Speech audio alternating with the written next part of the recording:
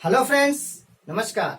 मैं अविनाश कुमार आप सभी का फिर से अपने यूट्यूब चैनल एग्जाम टेबल पर बहुत बहुत स्वागत करता हूं। दोस्तों, मैंने आप लोगों को अपने पिछले वीडियो में इंडियन पॉलिटी अर्थात भारतीय राज व्यवस्था में एक्ट से संबंधित महत्वपूर्ण प्रश्नों को हल कराया था।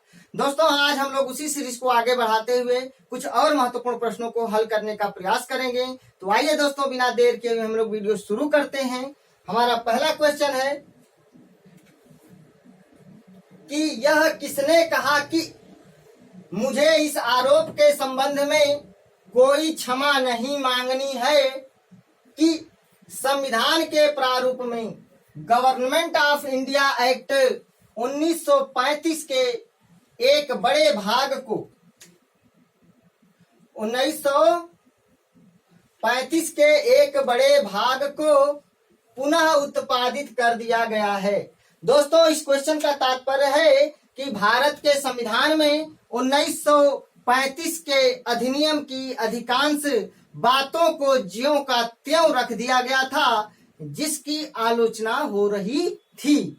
तो दोस्तों, मैं आपको बता दूं कि सबसे पहले 9 दिसंबर 1946 को संविधान सभा का गठन किया गया था और 9 दिसंबर 1946 को ही संविधान सभा की पहली बैठक हुई थी, जिसकी अध्यक्षता कांग्रेस के वयोवृद्ध नेता डॉक्टर सच्चिदानंद सिन्हा ने की थी। तो संविधान सभा के प्रथम अध्यक्ष कौन थे? डॉक्टर सच्चिदानंद सिन्हा। और संविधान सभा के अस्थायी अध्यक्ष या संक्रमणकालीन अध्यक्ष कौन थे? डॉक्टर सच्चिदानंद सिन्हा। और दोस्तों, 2 दिन के बाद 11 दिसंबर 1946 को संविधान सभा के अस्थायी अध्यक्ष डॉक्टर राजेंद्र प्रसाद को चुना गया। तो जब क्वेश्चन आपसे पूछा जाएगा संविधान सभा के प्रथम अध्यक्ष या संविधान सभा के अस्थायी अध्यक्ष या संविधान सभा के संक्रमणकालीन अध्यक्ष या 9 दिसंबर 1946 को संविधान सभा की हुई बैठक की अध्यक्षता किसने की थी? तो दोस्तों, इन सभी प्रश्नों का उत्तर होगा डॉक्टर सच्चिदानंद सिन्हा। जब आपसे क्वेश्चन पूछा जाएगा कि संविधान सभा के अस्थायी अध्यक्ष कौन थे, तो डॉक्टर राजेंद्र प्रसाद या 11 दिसंबर 1946 को संविधान सभा की हुई बैठक की अध्यक्षता किसने की थी? तो डॉक्टर राजेंद्र प्रसाद। या प्रभुता संपन्न देश में संविधान सभा के अध्यक्ष कौन थे? तो डॉक्टर राजेंद्र प्रसाद। अगर टफ क्वेश्चन बनेगा तब ये क्वेश्चन बन सकता है कि प्रभुता संपन्न देश में, राज्य में, राष्ट्र में संविधान सभा के अध्यक्ष कौन थे? तो डॉक्टर राजेंद्र प्रसाद। तो दोस्तों, 29 अगस्त 1947 को प्रारूप समिति का गठन किया गया था, जिसके अध्यक्ष डॉक्टर भीमराव अंबेडकर थे। डॉक्टर भीमराव अंबेडकर को प्रारूप समिति का अध्यक्ष बनाया गया था और प्रारूप समिति का गठन 29 अगस्त 1947 को किया गया था। और दोस्तों, 21 फरवरी 1948 को प्रारूप समिति ने संविधान सभा के अध्यक्ष डॉक्टर राजेंद्र प्रसाद को अपनी रिपोर्ट पेश किया और 4 नवंबर 1948 को प्रारूप समिति ने जो रिपोर्ट पेश किया था उस पर बहस करने के लिए, विचार विमर्श करने के लिए एक बैठक बुलाई गई थी और उस बैठक में इन आलोचनाओं का उत्तर देते हुए डॉक्टर भीमराव अंबेडकर ने कहा था कि इसमें मुझे क्षमा मांगने की कोई आवश्यकता नहीं है, मैं क्षमा नहीं मांगता हूं कि 1935 के अधिकांश भाग ज्यों का त्यों भारत के संविधान में रख दिया गया है। उधार लेना कोई शर्म की बात नहीं है, मैंने कोई चोरी नहीं किया है। मौलिक अधिकारों के विचारों पर किसी का पेटेंट अधिकार नहीं होता है। तो दोस्तों, इसका करेक्ट आंसर होगा डॉक्टर भीमराव अंबेडकर। हमारा डी वाला ऑप्शन सही होगा। नेक्स्ट, भारत सरकार अधिनियम 1935 में अंतर्विष्ट अनुदेश प्रपत्र अर्थात इंस्ट्रूमेंट ऑफ इंस्ट्रक्शंस को वर्ष 1950 में भारत के संविधान में किस रूप में समाविष्ट किया गया है? तो दोस्तों, राज्य के नीति निर्देशक तत्व, बी वाला ऑप्शन हमारा करेक्ट होगा। नेक्स्ट, 1935 की भारत सरकार अधिनियम 1935 की भारत सरकार अधिनियम की निम्नलिखित में से कौन सा एक वैशिष्ट युक्त नहीं है, मतलब कौन एक विशिष्टता नहीं है, या कौन 1935 के अधिनियम में शामिल नहीं है। तो दोस्तों केंद्र में साथ ही साथ राज्यों में द्वैध शासन।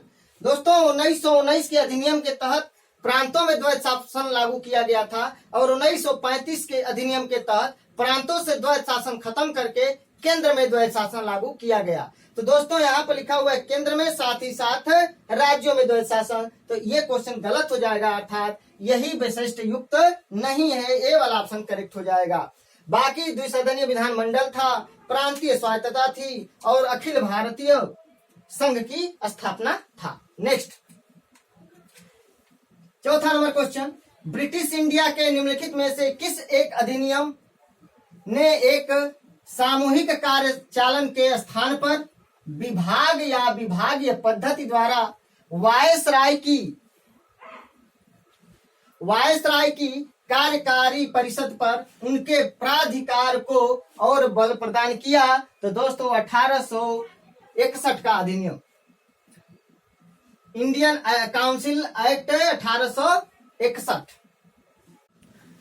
तो दोस्तों 1861 के इंडियन काउंसिल एक्ट के तहत विभागीय पद्धति या मंत्रिमंडलीय प्रणाली की शुरुआत किया गया, वायसराय लॉर्ड कैनिंग था।